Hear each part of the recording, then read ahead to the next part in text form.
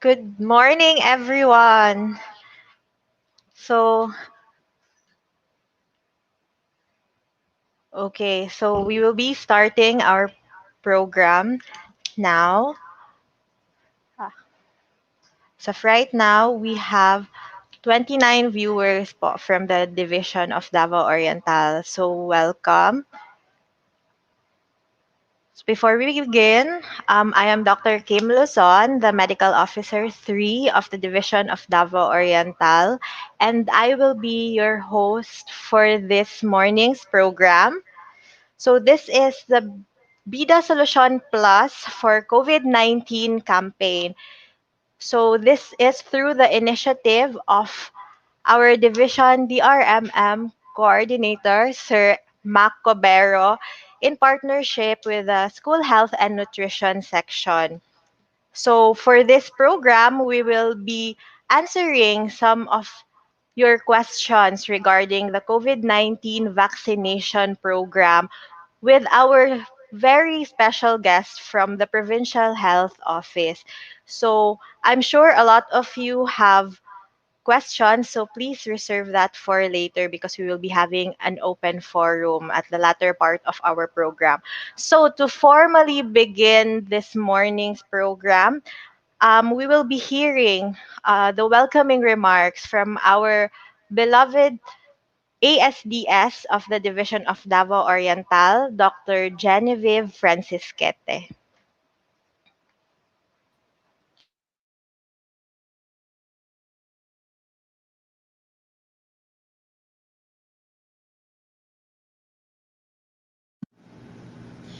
My greetings to our Schools Division Superintendent, Mr. Rinaldo Mil Yurida, to our SGOD Chief, Mr. Ernesto Cabanes, to our CID Chief, Dr. Esther Jean Pilayo, to all the education program supervisors in public schools, district supervisors, school heads, teachers, other personnel, sa atong mga ginikanan o mga learners, maayong buntag.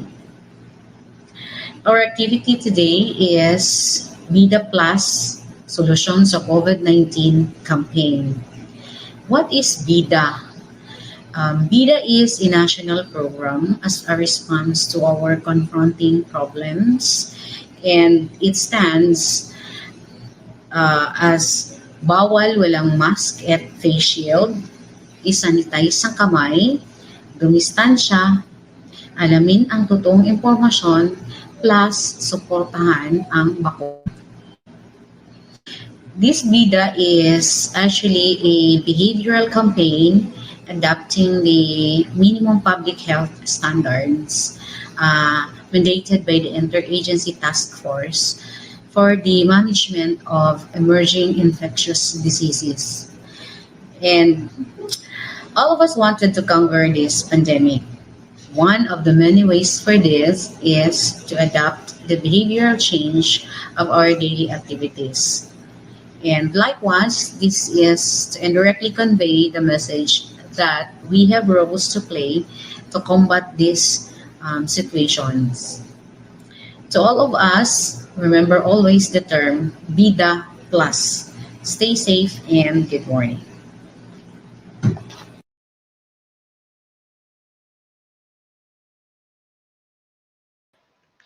Thank you very much, Ma'am Jan, for your opening message. So, yes, this program is to give an information drive, especially to our personnel in the field, about the DOH campaign on COVID-19 Bida Solution Plus. So, I'm sure so many are anxious regarding vaccination. So, to give some sort of enlightenment, we will be streaming a DOH video regarding that, and hopefully some questions will be answered through this video. So this will be a less than 10-minute video. So sit back and relax and please watch this information video.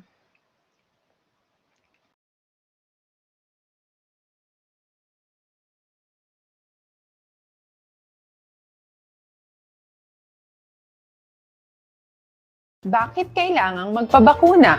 Bakit nga ba vaccination? Ang pandemyang ito ay kumuha ng maraming buhay at patuloy pa nitong nilalagay sa peligro ang buhay ng nakakarami. Pinahina din nito ang ating ekonomiya at maraming Pilipino ang nawalan ng trabaho dahil dito. Sa pagkatuklas ng bakuna laban sa COVID-19, nagkaroon tayo ng oportunidad na malabanan ang pandemyang ito. Sa tulong ng mga bakuna ay may iwasan natin ang sintomas ng impeksyon at posibleng maiwasan din ang malalang impeksyon at matigilan ang pagkalat nito. Gayunpaman, gaya ng iba pang mga bakunang ginagamit sa nagdaang dekada, ang abilidad nitong protektahan ang ating komunidad ay tataas lamang kung hindi bababa sa 70% ng ating populasyon ay bakunado. Halimbawa, kung ang iyong barangay ay mayroong 100,000 katao, hindi dapat bumaba sa 70,000 ang dapat mabakunahan upang matiyak na proteksyon ang buong komunidad. Kaya ating tandaan, ang pagbabakuna ay hindi lamang para sa iyo o sa iyong pamilya. Ito ay para din sa iyong barangay, lungsod at probinsya. Aling mga bakuna ang gagamitin sa Pilipinas? Sa ngayon, may limitadong supply ng bakuna sa buong mundo. Sa katunayan, halos 80% ng stock sa buong mundo ay nabili na ng mga mayayamang bansa. Dahil dito, walang iisang kumpanya ang maaaring mag-supply ng 110 million na bakuna sa Pilipinas, kaya naman nakikipag-usap ang ating gobyerno sa 7 manufacturers. Sinisiguro natin na ang mga bakuna na to ay makakatanggap ng Emergency Use Authorization at kung may EUA sila, doon lamang sila bibilhin at gagamitin ng ating gobyerno para sa ating vaccination program. Nagbibigay ang EUA ng assurance o katiyakan na ang bakuna ay dumaan sa masusing pagsusuri at nirerekomenda ng mga independent na eksperto sa atin. Hindi mo rin kailangan mag-alala. Ang bakuna laban sa COVID-19 ay hindi magbibigay sa iyo ng COVID na sakit. Magkano ang babayaran ko para mabakunahan?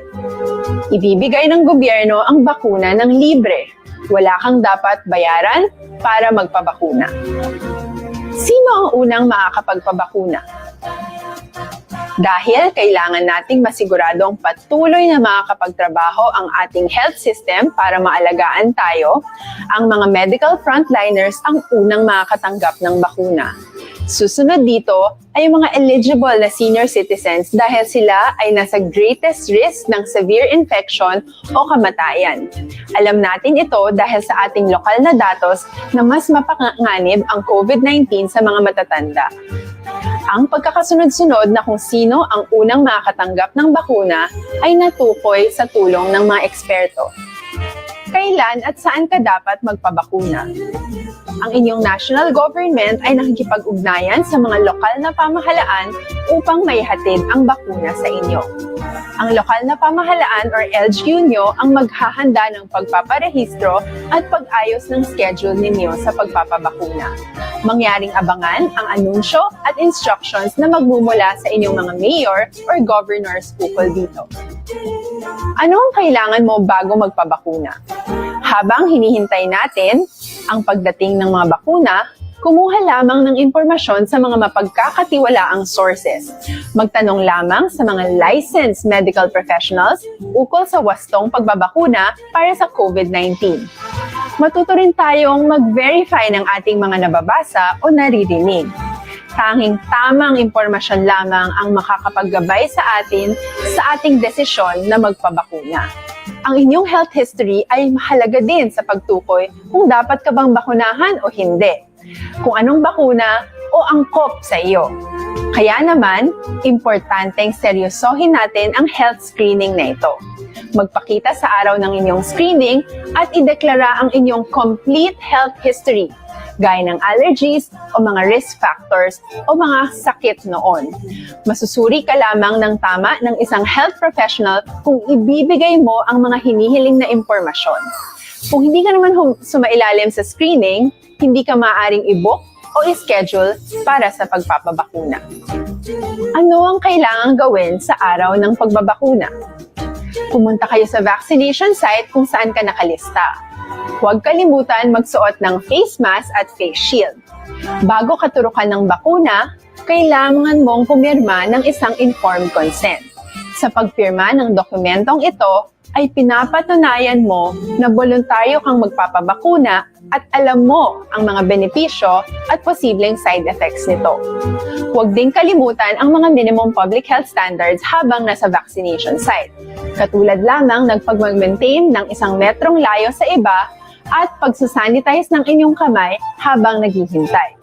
Pagkatapos mong mabakunahan, ay makakatanggap ka ng isang vaccination card at malilista dito kung kailan ka nabakunahan at kung kailan ang iyong susunod na appointment. Mananatili ka muna sa vaccination site ng 1 oras upang obserbahan ka sa mga di pangkaraniwang na sintomas o adverse events. At dahil importante sa amin ang inyong kaligtasan, ay patuloy kang babantayan sa susunod na 1 taon or 12 months. Ano ang dapat gawin pagkatapos magpabakuna? Maaari kang makaranas ng side effects tulad ng sa trangkaso. Pero mawawala naman ito dapat pagkatapos ng ilang araw. Huwag mag-alala. Senyales to na bumubuo ng proteksyon laban sa sakit ang katawan mo. Karamihan nakakaranas ng lagnat o sakit at normal ito. Kontakin ang iyong healthcare provider kung ang pamumula o pagiging sensitibo ng lugar kung saan ka tinurukan ay lumala pagkatapos ng 24 na oras. At kung nag-aalala ka pa sa iyong mga sintomas o kung hindi sila nawawala pagkatapos ng ilang araw. Importanteng may ulat mo ang mga ito sa health authorities para maaral ng mga eksperto kung konektado nga ba ang mga sintomas mo sa bakuna o hindi.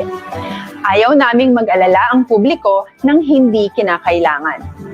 Sa mga bakuna na meron tayo ngayon, ay kinakailangan ang 2 turok ng bakuna upang mabigyan ka ng inaasam na proteksyon. Kailangang magpaturok ka pa rin ng pangalawang bakuna kahit nagkaroon ka ng side effects. Maliban na lamang kung pinayuhan ka ng iyong healthcare provider na ipagpaliban ito. Paano ko patuloy na maproprotektahan ang sarili ko at ang aking pamilya? Gaya ng ibang pagbabakuna, nangailangan pa rin ng oras para sa iyong katawan na bumuo ng proteksyon sa COVID-19. Pero tandaan, ang pagbabakuna ay isa lamang sa maraming mga solusyon laban sa pandemya. Kailangan pa rin natin magpatuloy sa pagsuot ng mga face mask, pagsunod sa 1 meter physical distancing, pag-iwas sa mga kumpulan, at madalas na paghugas ng kamay upang maprotektahan ang inyong sarili at ang inyong pamilya.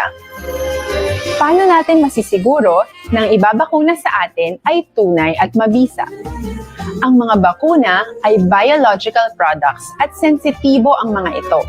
Maari lang itong magbigay ng proteksyon sa atin kung sila ay authentic o galing sa totoong manufacturer at kung sila ay naitra-transport o nahahatid mula factory hanggang vaccination site sa tamang temperatura.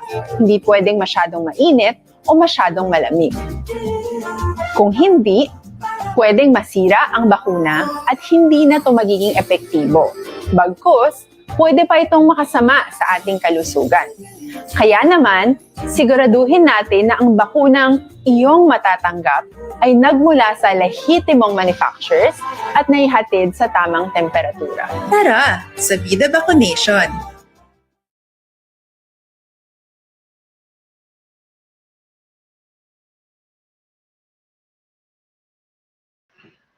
Okay, so that was the vaccination drive video from the Department of Health. So I hope that some of your questions have been answered by that video. So let me reiterate lang 2 important points. So number 1, vaccines are free. They are 100% free, wala pong babayaran. And number 2, we need to get 2 doses of the vaccine to get the protection that we need. So, to proceed with our program for today, for this morning, we have with us our very important guest, and we are very fortunate in the Department of Education to have with us our provincial health officer too. He is the chief of hospital of Davao Oriental Provincial Medical Center and also the action officer of our provincial IATF on COVID-19. Ladies and gentlemen, the ever dynamic Dr. Reden Bersaldo. Good morning, Good everyone. good How is morning, Doc. everybody? Good morning, Doc. How are you? Thank you so much for being with us this morning, Doc. Yes, thank you. Thank you also for inviting me over, as well as my team, in order to give updates with the provincial activities relative to COVID-19 in our province, especially in the light of the ongoing vaccination that we are having in the province right now. Okay. Yes, thank you, Doc. So I believe that uh, Yes, we you have a have presentation. prepared something, yes, Yes. a Yes. presentation, Okay. especially for our field personnel in the Yes. Department of Education, because a lot of them have questions. So I think this is an opportune time for them to address all this because the main man of the IATF COVID-19 is here to Okay. answer those. Yes, so allow us to share our presentation. So may I proceed with the presentation? Can everybody see the presentation? The slides? Makita ba?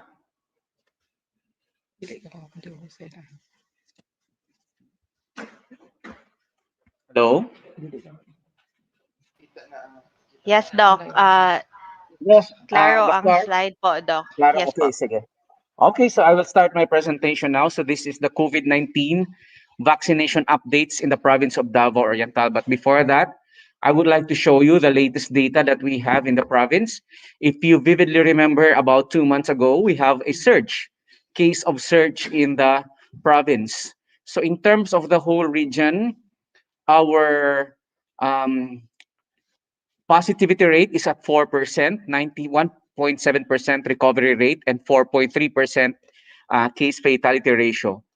If you're going to look at the lower portion of the slide, of this slide, wherein the total number of active cases in the provinces are shown, it is noteworthy to see that the province of Davao Oriental, as of yesterday, I mean, at 5 p.m., we have a total of only 26 active cases.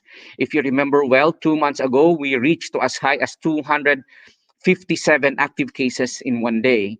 No, so medyo daghan-daghan to siya. Thank God that we have somehow managed to decrease the number of active cases in the province. So our positivity rate in the province right now is around 3 to 4%. That's a very good indicator, no, considering we are still continuing testing in the province, although limited because our slots to SPMC for testing has been limited already due to availability of some supplies in their laboratory. And our recovery rate, which was down to as low as 77% 2 months ago, is now back to the 90% uh, range. No, so we have also a low case fatality ratio compared to the overall case fatality ratio in the whole Davao region at 1.9%. So overall, if you're going to look at the data that we have now in terms of our um, COVID case in the province, we have somehow managed to control the situation we have at hand, no, in terms of our total active cases in the province.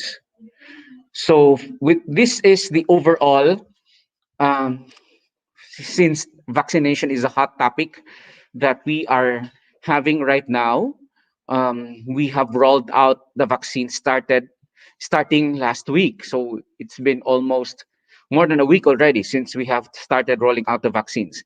The vaccine started to come in the whole Davao region 2 weeks ago. No, so nauna lang ang mga taga Davao, uh, particularly SPMC and also the big hospitals like including DRMC. But in terms of the total number of doses which was already given to the healthcare workers, which is the priority group for this first batch of vaccines, a total number of 53,600 doses have already been uh, given. Where in the first dose, was given already to 16,595 recipients at 62%. And this has been distributed already to 166 vaccination sites. So if you're going to look at the orange table, wherein all the data from all the rest of the provinces are reflected. For Davao Oriental, the master listed eligible population for this first batch of vaccines, which is for our healthcare workers manning the hospitals, the COVID hospitals, as well as our temporary treatment and monitoring facilities and our RHUs and other district hospitals, total to 8,700. So the first batch of vaccines given to us or was released by DOH to us was the 600 vials of Sinovac, wherein we had a kickoff done last week. So the total number of eligible population for the Sinovac vaccines is at 585, and so far our coverage is already at 98%. The total overall coverage for the whole Davao region is at 80%. This is for Sinovac already. Last Friday, we have received the 130 vials for AstraZeneca. Each vial, at a conservative estimate, will cover 10 doses, so 10 persons per vial. So with the 130 vials of AstraZeneca that we have received from the Department of Health, this would somehow cover around 1,300 recipients of the AstraZeneca vaccine. So far, we have started rolling out the AstraZeneca vaccine this Monday, and then ongoing ang ubang mga vaccinations in other LGUs in which we were already able to cover 12% of the target population for AstraZeneca. So overall coverage for the province of Davao Oriental is at 39%. If you're going to compare it with the rest of the provinces like the Oro, Davao City, and Del Norte, they are already at 61, 65, and 70% because they have started inoculating their inoculating their recipients about a week ago, no? So nauna na gid sila sa ato. Okay, so next slide. So this is the COVID-19 vaccination timeline for the province of Davao Oriental. So the provincial governor, Governor Nelson Dayanghirang, issued an executive order number 5 series of 2021 adopting the National Vaccination Deployment Program in the province of Davao Oriental, including the creation of the Davao Oriental Vaccination Team Technical Working Group, composed of mainly the staff from the Provincial Health Office, led by yours truly, and of course the other stakeholders in the province. And then last March 8th, we received the 600 vials of Sinovac vaccines from the province of Davao Oriental. And then uh, last March 10, we did a ceremonial kickoff wherein it was attended by no less than ASEC Assistant Secretary Roy Ferrer and the Regional Director of the Davao Region Center for Health Disease, and um, that's Dr. Annabel Yumang. Okay, so last March 13, which was Friday last week, we have received a total number of 130 vials or 1,300 doses for the province of Davao Oriental from AstraZeneca. This would cover the senior citizens as well as those not eligible for Sinovac. Okay, so these are pictures of the kickoff ceremony done last Wednesday, attended by no less than ASEC Roy Ferrer, Regional Director Annabel Yumang, and of course, our Provincial Governor, Nelson Dayanghirang. So I was the one who was the first to be vaccinated in the whole province of Davao Oriental. So I can probably share my experience later on if you have questions. So these are the activities done by the vaccination team of the province of Davao Oriental, leading to the rollout of the vaccines, which is now ongoing in the different LGUs, health centers, TTMFs, and hospitals of the whole province. So the pre-implementation activities included the identification of the vaccine and eligible population. So far, um, ang nahatag pa lang gid sa tua is the AstraZeneca, and of course ang tawag aning Sinovac, but Pfizer was also given to some of the healthcare workers in SPMC. So included in the identification of the vaccine eligible population, we have done uh, inspections in all of the LGUs with regards to the capabilities of the LGUs in the storage of the vaccines, availability of generators. So pang-inspection na muna tanan, master list, identifying of the number of recipients per LGU as well as the total number of recipients for the whole province per category in the prioritization. And then we also identified simulation areas, uh, probable vaccination posts as per DOH guidelines. The priority vaccination posts will be hospitals, followed by health centers, and then other areas. And then master listing, screening, and registration. This included registration of our recipients in the VIMS IR um, um, program of the DOH, no? So kailangan ma-input na dito tanan. And of course, the use of the digital platform. We also have in charge of this in the province as well as per local government unit of this province. And then, of course, we came to the vaccine allocation and distribution, and then the full rollout, which started last week. And then we proceed with the implementation activities, including the vaccine administration itself. So right now, DOH has required us to utilize the vaccines right away, no? As soon as we receive the vaccine, we cannot store the vaccine for so long in such a way na maabtan pa og pila ka days or weeks before nato ipanghatag ang vaccine. Once the vaccines are being distributed to the provincial government, it must be rolled out right away and be inoculated to the identified recipient vaccinees per LGU. And then, of course, the post-authorization surveillance, including AEFI, or adverse effect following immunization monitoring, and then active and passive surveillance, which will be done by our surveillance officers per LGU. So this is the floor plan of the vaccination sites per LGU or the province as a whole. So there is a waiting area which will include a sanitation area or hand washing area, and then per area naagi membro sa vaccination team. Per vaccination team, at least 6 people ang in charge together with one supervisor. After the waiting area, the vaccinee will now proceed to the registration area for validation of his or her prior registration in the VIMS IR. And then after which, after the validation in the registration area, the vaccinee will now proceed to the counseling and final consent area, wherein IEC materials, question and answers regarding the vaccine or the vaccination process itself will be explained.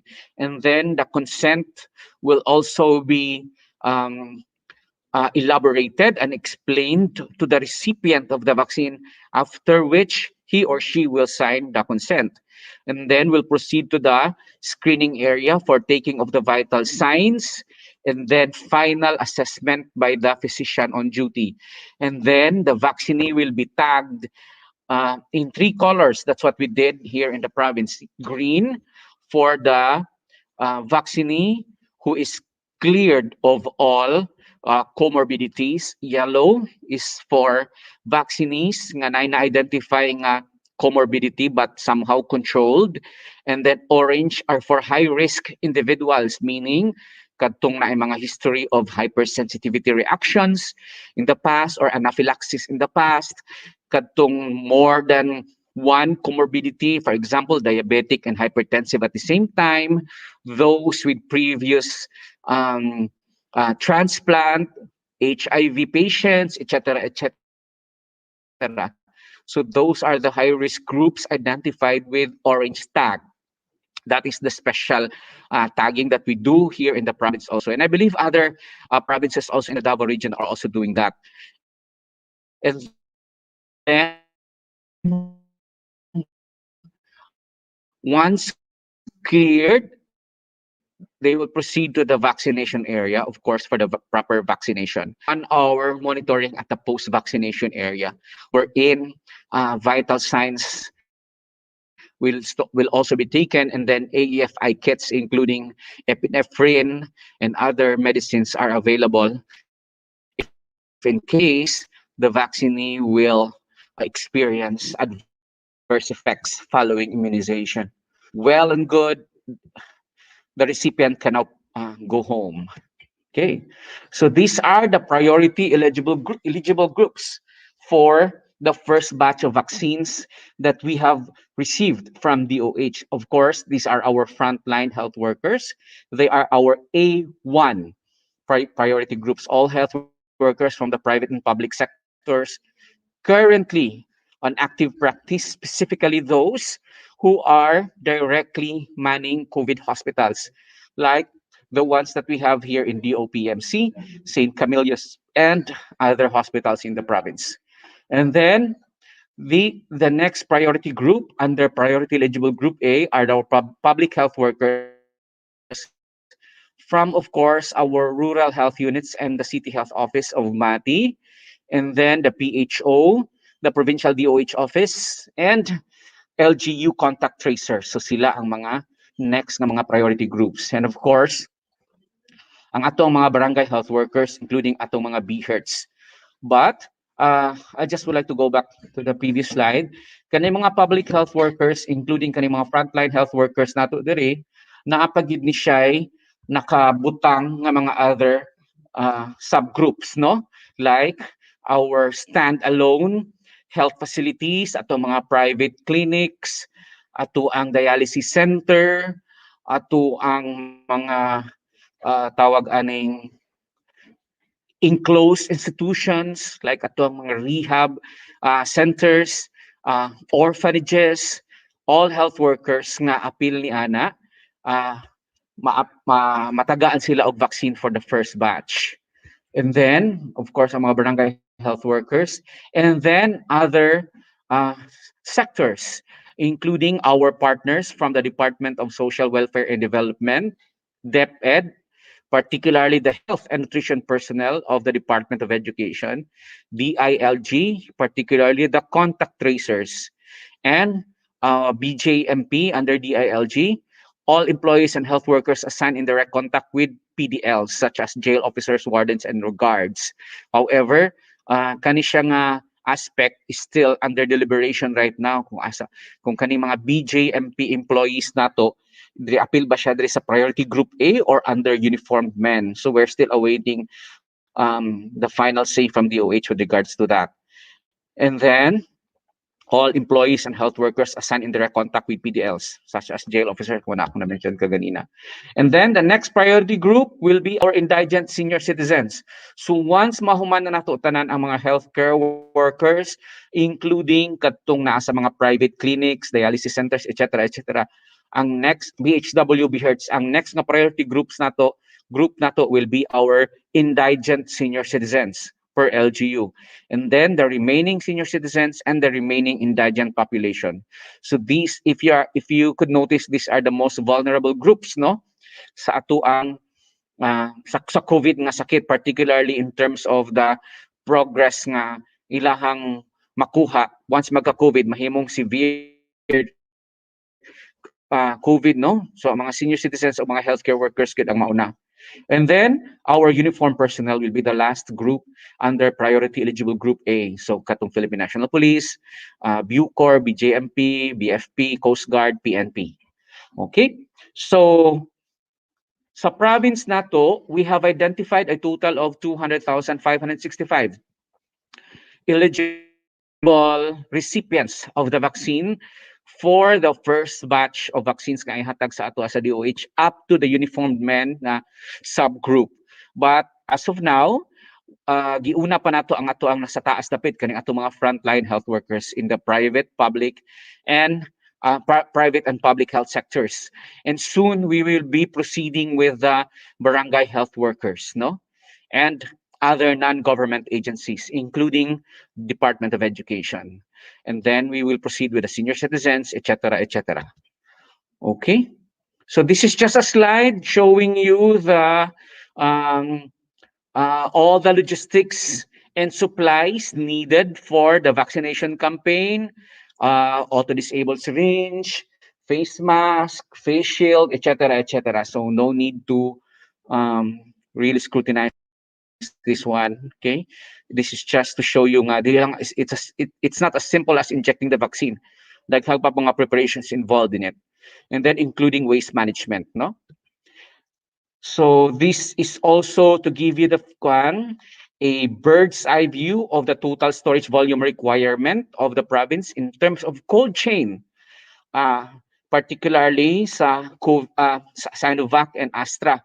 These vaccines can be stored in normal cold storage freezers and refrigerators, not just like the other vaccines for polio, measles. The only vaccine na kinahanglanon og special freezer is Pfizer at negative 70 to negative 80 degrees Celsius. But with Astra and Sinovac, it's at 2 to 8 degrees Celsius. So all our LGUs are capable of storing these vaccines. We have already inspected their cold chain storage, including the availability of standby generators, just in case nga na mga brownouts sa ilahang mga municipalities. Okay, so this is the comparison of vaccines which are available in the market, but we have to focus more on Sinovac and AstraZeneca. These are the two widely available vaccines in our province. So the developer for AstraZeneca is of course Oxford University in UK. In contrast, ang Sinovac is a Chinese biopharmaceutical company. And then the type of vaccine for AstraZeneca is a non-replicating chimpanzee adenovirus vector, whereas for Sinovac, it's a whole inactivated virus, no? Ang ilahang culture o ilahang grow sa laboratory inactivated and then injected to our recipients. The dosing for AstraZeneca is a minimum after the first 5 ml ang ihatag sa imuha intramuscularly. And then per vial, it can cover one vial covers one recipient, 2 doses apart after 28 days, no? 21 days dire ang habutang, but there is also a new directive na it can be given 28 days apart. Like for me, sa Sinovac was I was a recipient of the Sinovac vaccine. For Oxford, AstraZeneca, there were around 40,000 participants, ages 18 plus and above. And currently for Sinovac, it's 2,300. And of course, um, with regards to the healthcare workers, Sinovac has studies for our healthcare workers at an efficacy rate at 50 plus percent, whereas there are no studies done for AstraZeneca for healthcare workers. And phase 3 trial is currently ongoing for both Sinovac and AstraZeneca. The storage requirement is at 2 to 8 degrees Celsius for both, and a 70% percent average efficacy for AstraZeneca and 50 to 70% efficacy in for Sinovac. But both have 100% efficacy against severe diseases or for the prevention of severe COVID diseases, no COVID manifestations of severe symptoms. Okay, so both are very effective in terms of preventing severe COVID diseases, meaning it can prevent eventual death for our COVID patients. So this is just a flow of the um, AAFI plan and what to do if in case nga na ay mga ma-experience nga mga adverse effects or side effects as we commonly call it following immunization. We have to make sure that there are doctors on standby at the post-vaccination site or numbers and names of doctors nga pwede matawagan dayon if in case there are delayed hypersensitivity reactions nga muuli na sa balay ang recipient sa vaccine and then dito pa mag-develop og side effects. And of course, if the vaccination post is not in the hospitals like open gyms or schools, ambulance must be available anytime in order for the patient to be transported right away to the nearest hospital. I think that's it. Okay, thank you and good morning.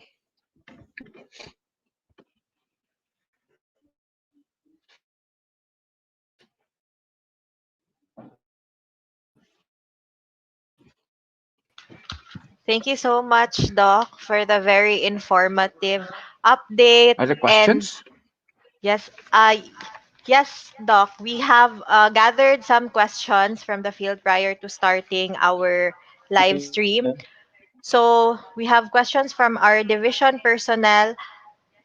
Ang mga vaccines po ba, Doc, ay may iba-ibang effect and efficacy sa tao, particularly dahil gawa po sila sa ibang bansa?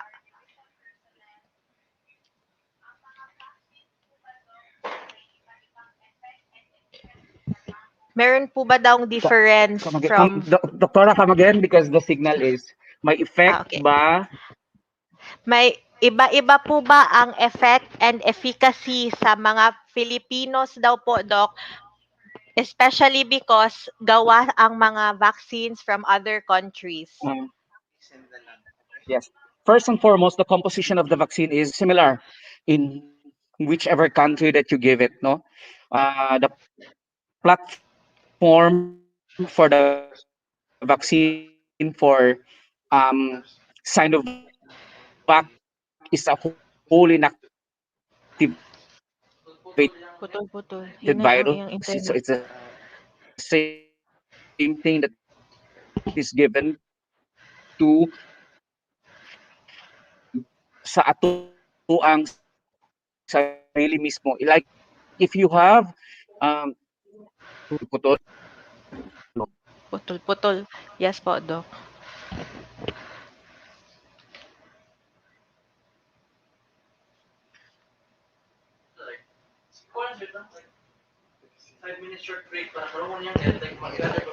Okay, so we are having some technical difficulties at the moment, so we will be having a 5-minute bathroom break. We highly encourage po all our field personnel to please comment your questions in the comment box sa live stream so that Dr. Reden Bersaldo can answer your questions and concerns regarding vaccination.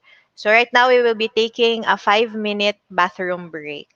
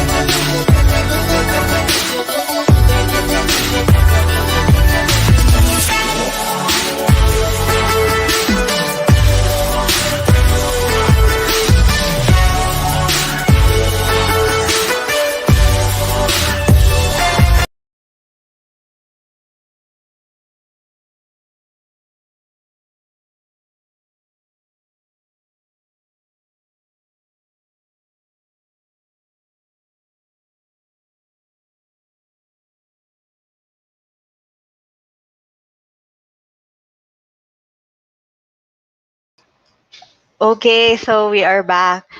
Dr. Den, Yes, we have, am I yes. clear?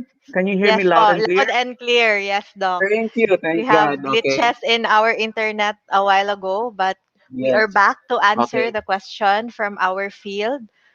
Yes. So, ito, So, ito po, yes, I will answer Doc. that. Uh, as a COVID-19 survivor, when daw can they start the first dose of the vaccine? Yes, thank you, Doctora. But before that, I will answer the first question, Ah, whether the okay. vaccine is effective regardless if it has been Yes. manufactured in other countries. By other Yes, countries. Yes it po, has the Doc. same efficacy. Yes, it has the same efficacy. 100%, both vaccines are 100% effective against prevention of severe COVID diseases. No, I believe with Astra, when it comes to both have no 100%, dili sila 100% effective in that transmissibility, preventing transmission. But they have varying efficacies in terms of prevention of preventing mild COVID, 100% effective efficacy in terms of preventing severe COVID. So regardless of whether you're a Filipino, Japanese, it has the same efficacy. It would only differ sa side effects, no? Other nationalities experience more side effect, like body malaise or fever, whereas I believe most Asians, particularly mga Filipinos, medyo gahi-gahi og mga dugo, no? So the most common that we have as with are hypersensitivity reactions, which are all mild adverse effect. So I hope I was able to answer the first question. The second question, if you have been infected with COVID in the past, you have to wait 90 days before you will be given your first dose of COVID vaccine, whether it's Astra, Pfizer, or Nine. Moderna, or Sinovac. You have to wait 90 days for that. Thank you. Okay, so 90 days po for our um, viewers who had the COVID-19 infection, wait 90 days po tayo. Next question po, Doc. If may adverse effect ng vaccine and kailangan daw ma-hospitalize, libre po ba daw ang hospitalization?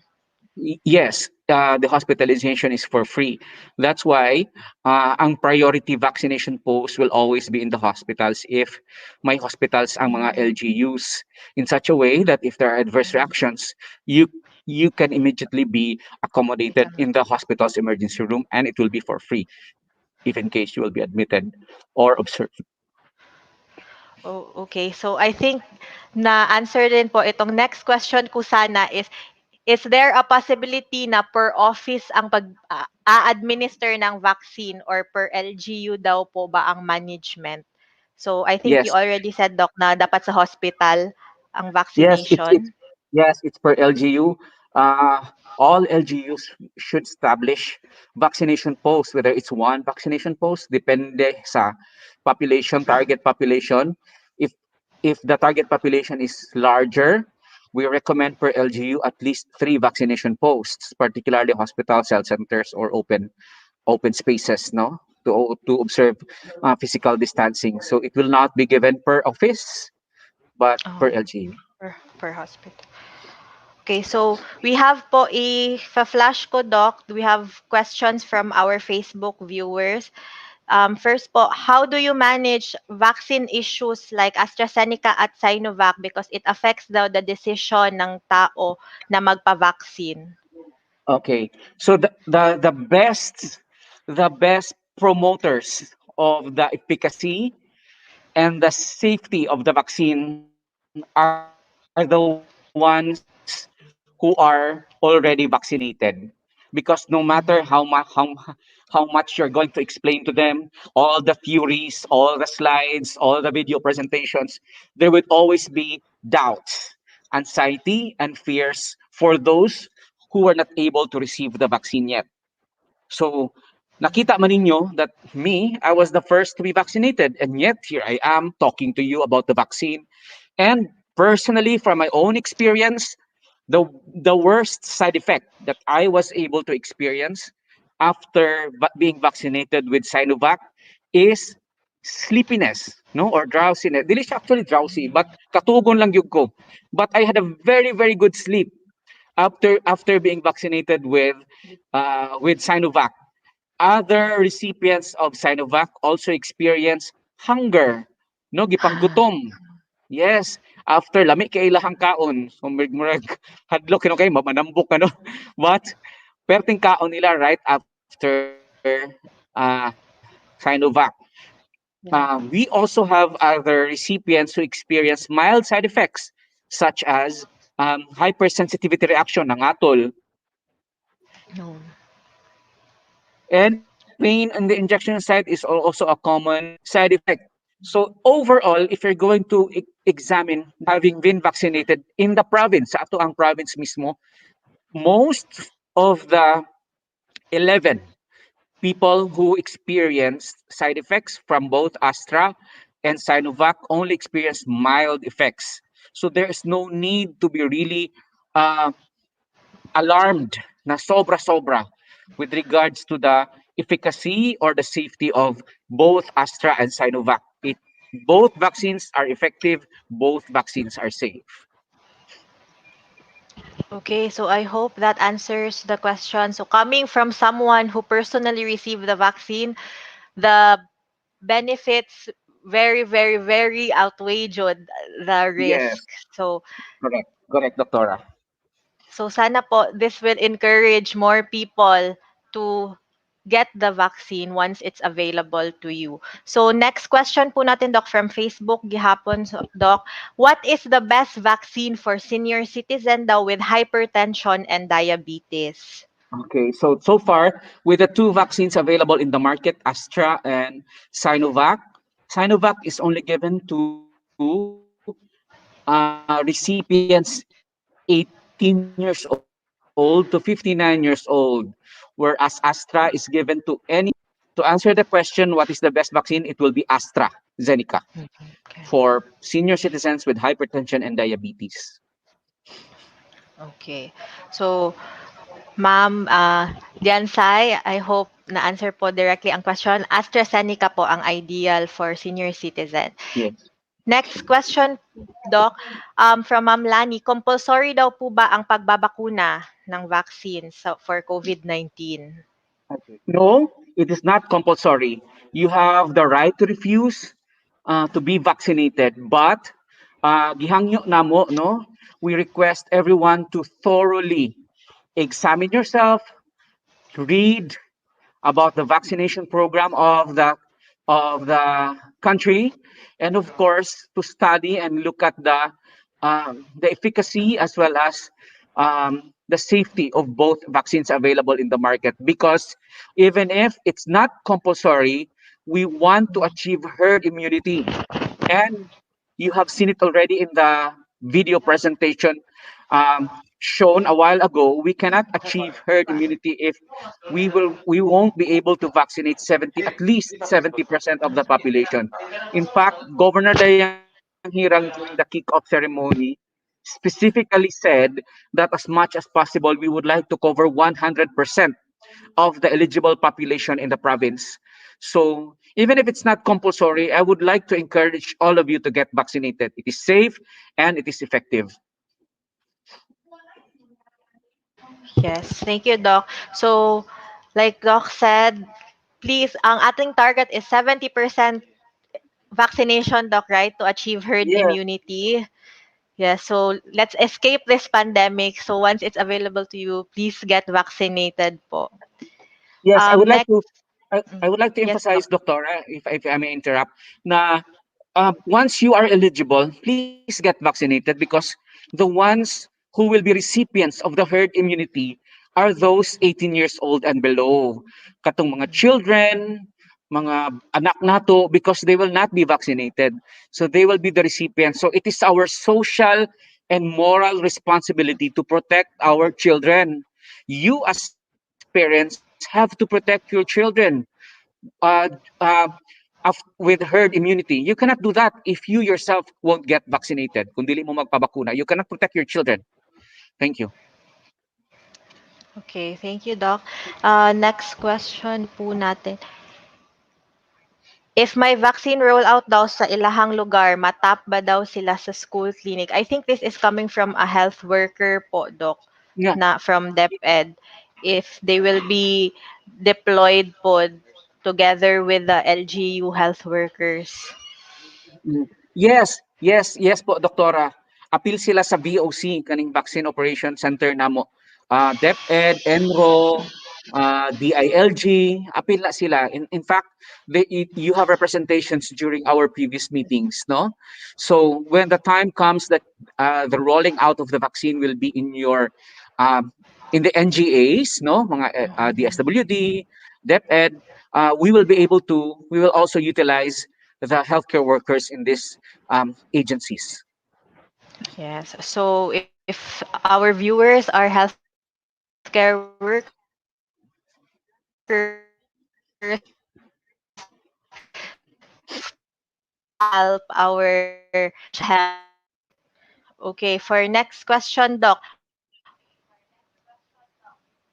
Are pregnant women allowed? And if so, what vaccine is advisable? Yes, pregnant women are allowed, particularly only after the first trimester, meaning 4 months and beyond. Okay, so any vaccine, Sinovac or AstraZeneca, can be given to these pregnant women. But of course, all the pregnant women will be inoculated with the vaccine, still has to undergo screening during the vaccination process itself. Okay. Thank you, Doc. So, second and third trimester, safe po ang vaccine Yes, after yes. screening. Next question, Doc. Since the province started vaccination to the priority eligible groups, our frontline health workers, had there been any adverse reaction po from the recent vaccinees based on Okay. your recent vaccine rollout lang daw in the province, Doc? Yes, yes. So we would also be lying, mamakak with me, if we would say that there are no adverse effects in the recipients of our vaccines. For a total of almost more than 500 already rolled out for Sinovac, we had a Mm, total of 11 who experienced adverse effects. The most common of which is hypersensitivity reaction. Medyo nangato lang ang ilahang lawas. But there are no cases of anaphylaxis or severe allergic reaction. They were uh, they were managed at our emergency room and were discharged after a few hours right away. So mga mild adverse effects lang yun siya.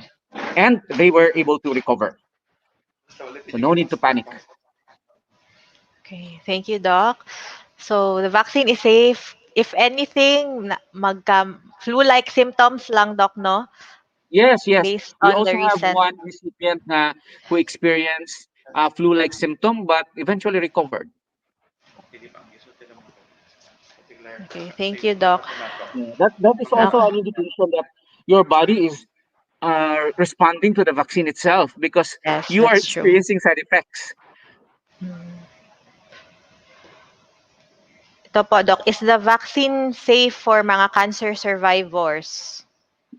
Yes, for cancer survivors as well as those with um, immunocompromised status, no?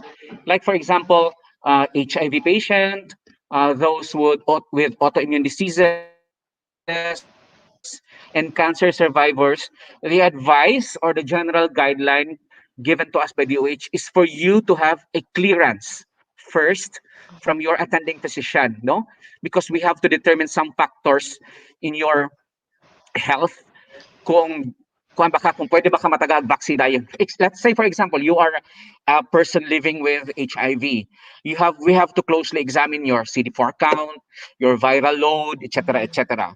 Because should your attending physician able to find out that you have a very high CD4 count, your viral load is almost undetected, then you are safe to be given the vaccine.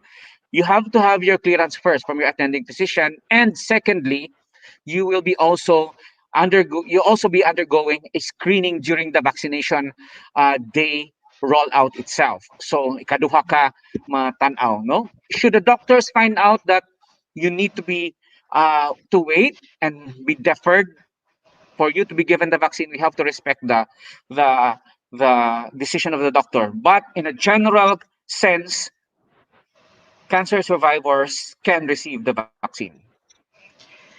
How about the dialysis patients po, Doc? I think it's also very important to Yes, address this. yes, they can also be given or they can also Mm, receive the vaccine, even kidney transplant patients. I have known a friend, a doctor who is a kidney transplant recipient, and he was able uh, to receive Sinovac, and he's okay.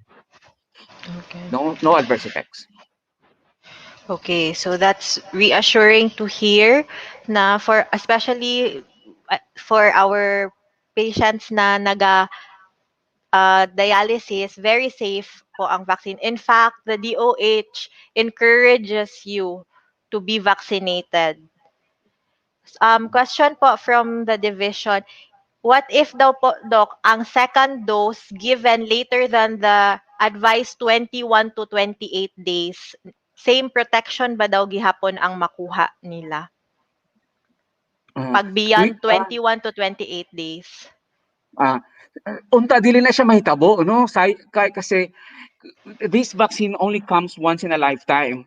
So there is no excuse for us not to get vaccinated during the second dose. Na. So we advise that if you really have the schedule for your second dose, para dili na makomplicate ang atong situation, no? If you have the certain date, like for me, my second dose will be April 6th. There is no other reason for me not to block that out in my calendar. Okay? In order to avoid issues na, oh my God, wala akong nakakuha og natagaan og second dose on the 28th day, or with with Astra 8 to 12 weeks, no? So with regards to, if halimbawa lang yun, if halimbawa there are unavoidable circumstances that you were not able to receive the vaccine during the specific period wherein you should have the vaccine, wala pa may guidelines, no, when it comes to how how how long Long. is the allowable amount of time for you to get vaccinated if in case you will miss your scheduled second dose. We will update you once we will be able to receive a guidelines from DOH when it comes to that. But my overall advice is, once you have your schedule, because it's 28 days after, that's too long already for you to plan out your activities. No, so you mark it in your calendar, you put an alarm in your cell phone that on the 28th day you will have your second dose. Or for AstraZeneca, it's 8 to 12 weeks. Okay, Okay? thank you, Doc. So So, unta wala po'y mag-isip no always na mark mag-change that na ilang para mind dili for na second dose. Yes. Next question na to, Doc. How safe po daw ba ang vaccine for persons with allergies? Yes, it's generally safe. The only contraindication for receiving both vaccines is, number one, if you are less than 18 years old, you are 17 years old and below. Number two, you will not be receiving the second dose of the vaccine if you experience severe allergic reaction during your first dose, no? Meaning nag-anaphylaxis ka, o gitabang ka or na-intubate ka, simba lang, hapit ka mamatay during your first dose, you are not advised to receive the second dose for the vaccine. But for allergic person, we have several individuals in our hospital, particularly here at the OPMC, who are asthmatics, who are manifesting atopic dermatitis or mga skin asthma, or have previous allergies with food and medicine, but it turned out that they're okay. No, so it is relatively safe to be given even for allergic persons. Okay. So, thank you for the reassurance, Doc. So, unless you have a history po of anaphylaxis, um, you are still advised to get the vaccine Yes, if mga mild allergies lang ang atong na-experience. Okay, correct. so Yes, Doc Nora. question here po, Doc, from our health and nutrition section, because we've been receiving feedback from the field na naay mga selected schools in the province which were chosen as vaccination sites. So what Mhm. are the criteria daw po of the DOH in identifying these schools as vaccination area?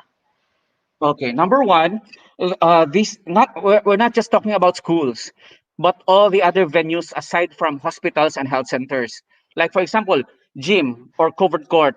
The first criteria in identifying this school is it must be nearby a hospital, no? So dapat dali makatransport og patients nga who are experiencing adverse effect following immunization to the nearby hospital.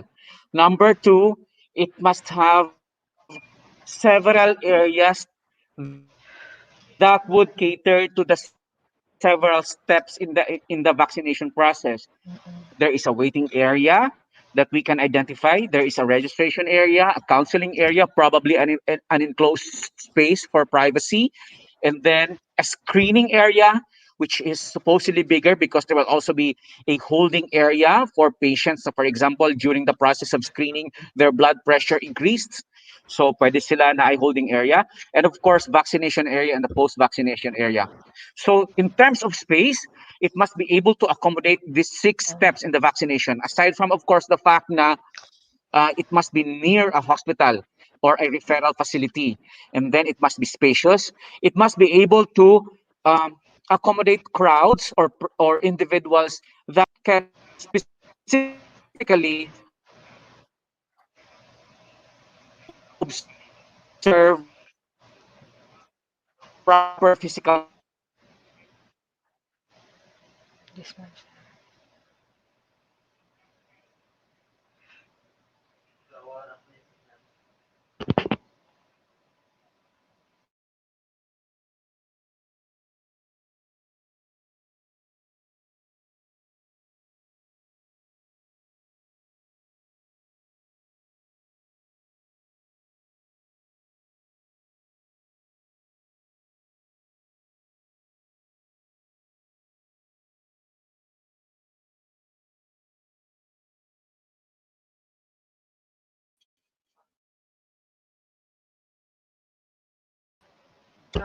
Yes, Doc.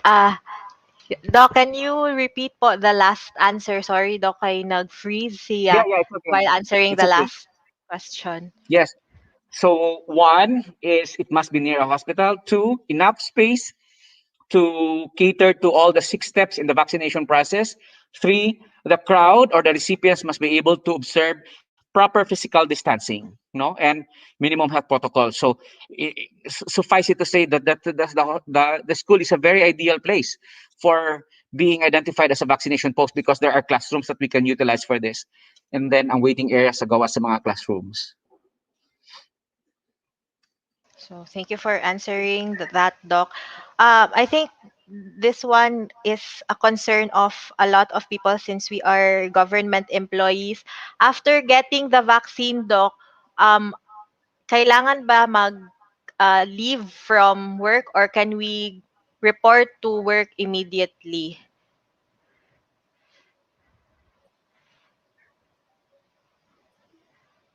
Yeah, there is no necessity to apply for leave. No, after get example, after getting the vaccine, right away I went to work. No, I was vaccinated at around 11 a.m. So it was a kick-off ceremony. I I stayed in my office until 6 p.m. that day, and I was okay.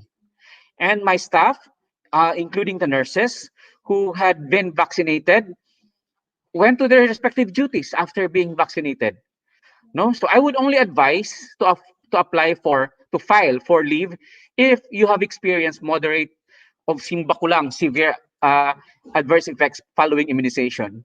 No, but with mild effects and or with no effect at all, no side effect at all, you may you may not file for leave. Okay. Thank you for addressing that, Doc. I think this is one of the last. No, sir. Hi po. I want to ask, are there some restrictions on food and beverages after they receive the vaccine?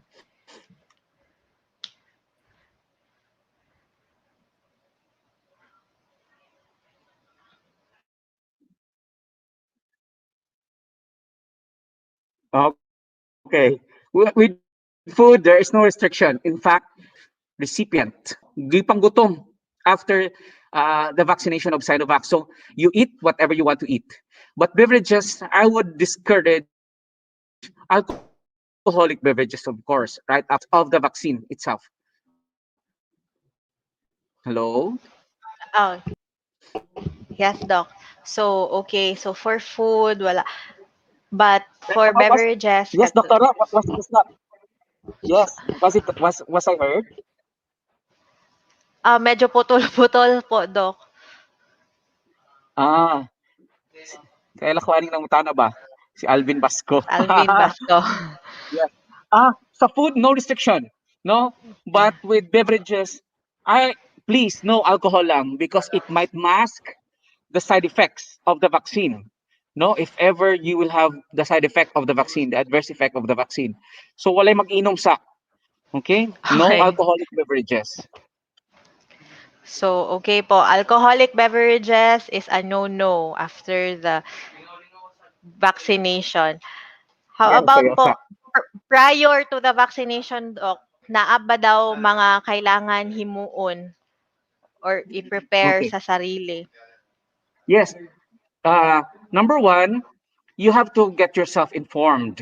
You read literatures about the vaccine. They are provided in the Department of Health website. There are videos and AVPs that you can watch with regards to the National Vaccination Deployment Program. And number two, you have to review your health history. No, you have to remember your health histories if you have had previous experiences of severe allergies in the past. Have you had previous surgeries or immune conditions, etc., etc.? You have to remember them and truthfully tell them during the vaccination day itself. So those are the preparations, and of course, you have to hydrate yourself, no, during the vaccination and eat. Mukaon jud mo because naay mga cases nga nakuyapan. So nagtuo sila nga it is because of the vaccine. When in fact, gipanggutom ra gyud ito. Coupled with anxiety, so Mm, nakuyapan. yes. It turned out hypoglycemic lang. So you eat, you hydrate, you Mhm. you read about the vaccine and the national vaccine deployment program of the Philippines, and then wear comfortable clothing, especially nga medyo init karong mga panahon na. And your bakuna blouse. Katong may mga buslot-buslot sa kilid. Yes. Thank you, Doc. So, yes, it's very important to inform ourselves with the right materials. So, Yes. doh.gov.ph has a lot of COVID-19 and COVID-19 vaccine information, right, Doc, na very Yes. credible. So, please, kung magkuha tag information, get the right ones. Yes. And if I may add, Doctora, if you have previous allergies in the Mhm. past, food or medicine, do not mask it. Ayaw na siya itago by taking antihistamines or anti-allergy drugs, no? So you have to tell the doctor at the vaccination post that you have previous allergies, but do not mask it by taking anti-drugs before the vaccination. Thank you. Yeah. Yes. Personally, as part of the screening team pohon, please po, always disclose your medical history to your Yes. doctors so that they could advise you during the vaccination schedule. Yes. Kanid, Doc, I think last na siguro ni, is it possible daw po na ang first dose Sinovac and then ang second dose is AstraZeneca or another brand? No, no, it's a no-no. So your first dose should be your second dose. So if it's Sinovac in the first dose, it will also be Sinovac on the second dose. Vice versa. Astra, Astra. Pfizer, Pfizer. That's it. Okay, so dapat po consistent ang ating first and second dose. And if I'm not mistaken, 'di Yes. ba Doc, the DOH has allotted na gyud 2 doses Yes, per yes. person sa ato ang Correct. supplies. Correct. Like for example, for the first batch of 600 vials that we have received from Sinovac, there is already another 600 vials available already in the freezer of DOH regional office. Okay, so thank you very much, Doc, for Thank you this also. very productive morning and for the information you have given us in the Department of Education. So, for some, Doc, may parting remarks ka po ba? Do you have a message to our DepEd personnel who Yes. have still mga hesitancy in getting the vaccines? Yes, thank you. Thank you, Doctora. First and foremost, thank you to the Department of Education for inviting me today and my team in order to shed light on the provincial vaccination program against COVID-19. No, so I have already shown to you that the preparations did not entail merely injecting or inoculating our eligible population, but it's a process that we have studied and undergone the past months. And soon you will be part of the recipients of this vaccine. My only advice, being a recipient of the vaccine itself, as well as my staff from the DOPMC being frontliners, is one thing that I can say is these vaccines, whether it's Astra, whether it's Sinovac, or whether there will be coming new brands in the future, these are safe and effective vaccines. Okay. We worry so much about side effects, no, in such a way na there are people who are already hindered by getting the vaccines because of what they see and what they read in social media and unfounded. No, the vaccines are very limited, and so far here in our makers have already been vaccinated, and they are more than okay. No, the worst side effect that you can have is an allergic reaction which can be managed in the emergency room or pain in your injection site, or others have experienced flu-like symptoms which can be easily resolved our our recipients all have recovered from adverse effects. And out of the many who have already received the vaccines, only 11 had adverse effects. So there is no need to really worry. Our worries should not hinder us from getting vaccinated and from eventually getting herd immunity in the province in order to protect our children who won't be recipients of the vaccine, those 17 years old and below. So specifically for all of you teachers, healthcare workers in the Department of Education who have children, yourselves, who have families of your own, you need to protect them by getting vaccinated. Again, it is safe and effective. There is no need to worry because we have hospitals, we have AEFI institutions who are going to take care of you if in case you will be experiencing adverse effects. But in the general sense, 90% of our recipients are well and good and healthy even post vaccination. So get vaccinated when it's time, when it's your time to get vaccinated. Thank you and God bless everyone.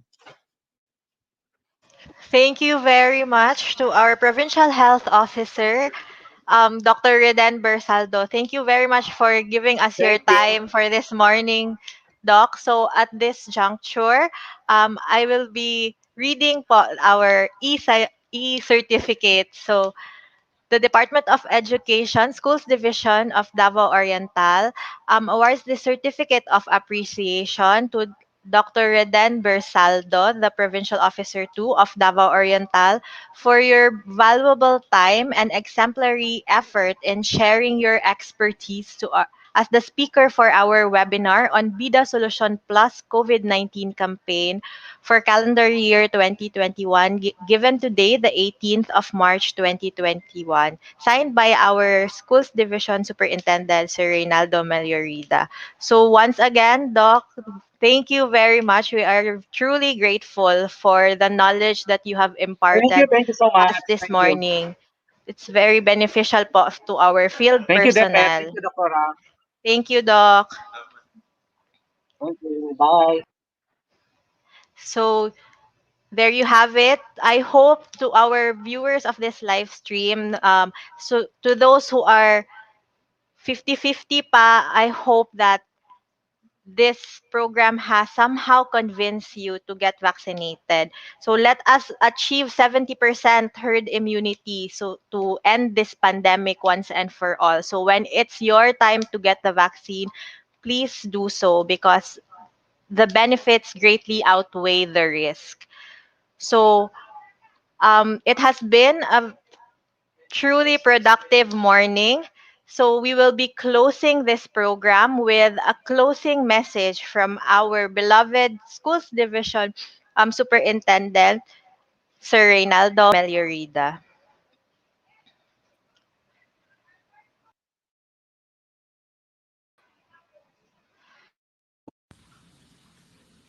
Usa ka mayong udto sa atong tanan, mayong adlaw, and to our Assistant School Division Superintendent, Ma'am Maria Genevieve T. Francis Katie, to Chief Ernesto Cabanes, SGOD, Chief Mr. Jean Pelayo, the Education Program Supervisors, sa akong mga kaubanan sa Division Office, atong mga kaubanan sa field, sa atong mga District Supervisors, school heads, teachers, mga ginikanan o atong mga estudyante. Again, sa kamayong udto sa inyong tanan.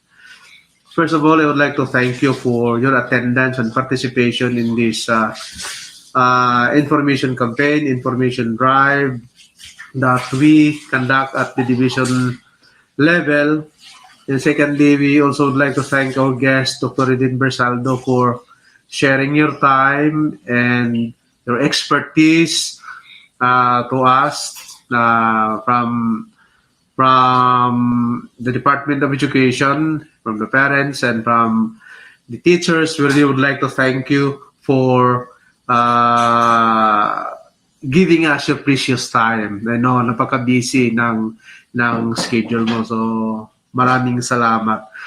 And thirdly, I also would like to thank Ma'am Sir Macubero for facilitating this activity.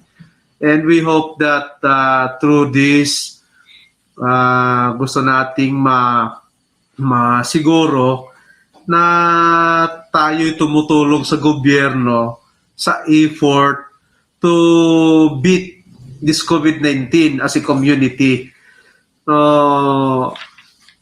Meron na nga tayong mga bakuna pero it will take a lot of days, in fact months, no, para makumpleto ang pagbakuna ng mga Filipino people. Kaya tayong lahat dapat pa rin na i-observe natin yung bida ang solusyon, no? Bawal walang mask, i-sanitize sa mga kamay, iwas hawak sa mga bagay, dumistansya ng 1 metro, at alamin ang totoong impormasyon. Ito dapat ang patuloy nating ginagawa para maiwasan natin ang patuloy na pagkalat ng kontrabida na itong COVID-19. Kaya we hope that as a community, we will fight this COVID-19 together, and let us all be the bida in our fight against this kontrabida na COVID-19. Thank you very much, and again, usa ka mayong adlaw sa inyong tanan.